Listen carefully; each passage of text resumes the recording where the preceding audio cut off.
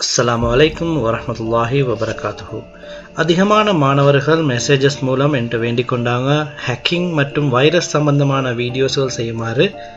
நிறைய பேர் இந்த காலகட்டத்தில் ஹேக்கிங்கில் ஆர்வம் காட்டி கொண்டு வராங்க. அதனால் சிம்பிளாக ஒரு 2 மினிட்ஸில் ஒரு ஷட் டவுன் வைரஸ் ஒன்று எப்படி செய்கிறேன்னு நாங்கள் இன்றைக்கி பார்ப்போம். இது